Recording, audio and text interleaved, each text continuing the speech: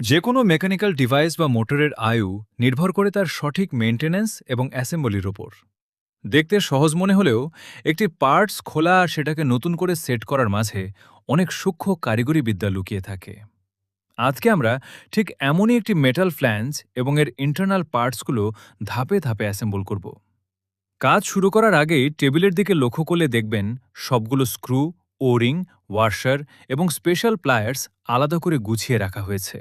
কারণ কাজের মাঝামাঝি কোনো পার্টস খুঁজে না পাওয়াটাই হলো সবচেয়ে বড় ঝামেলা। যে কোনো ধাতব জয়েন্ট বসানোর আগে সবচেয়ে গুরুত্বপূর্ণ কাজ হলো পার্টসগুলোর সারফেস পরিষ্কার করা।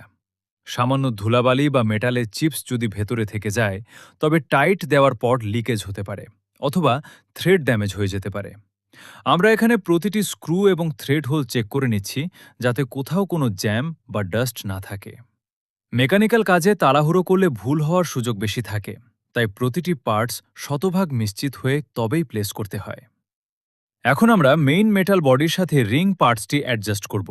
লক্ষ্য করুন, স্ক্রুগুলো একপাশে পুরো টাইট না দিয়ে প্রথমে অপোজিট বা ক্রস ওয়াইজ পজিশনে হালকা করে সেট করে নেওয়া হচ্ছে।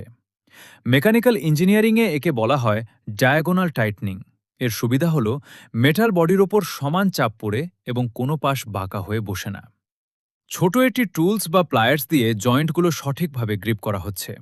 সবগুলো বোল্ট সঠিকভাবে পজিশনে বসার পর এবার ফাইনাল টাইট দেওয়ার পালা। খুব বেশি গায়ের জোরে টাইট দিতে গেলে থ্রেড কেটে যেতে পারে, আবার আলগা রাখলে কাজের সময় ভাইব্রেশনে খুলে যেতে পারে।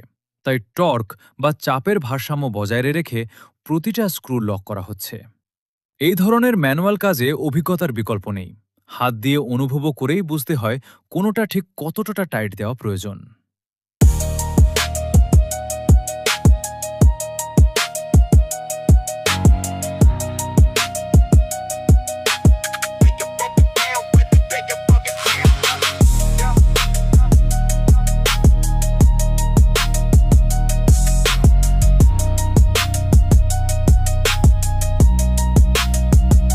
এমন সূক্ষ্ম মেকানিক্যাল ওয়ার্ক, ডিআইওয়াই এবং ওয়ার্কশপ প্রসেস সম্পর্কিত ভিডিও আরও দেখতে চাইলে পেজটি ফলো করুন এবং বেশি বেশি শেয়ার করুন।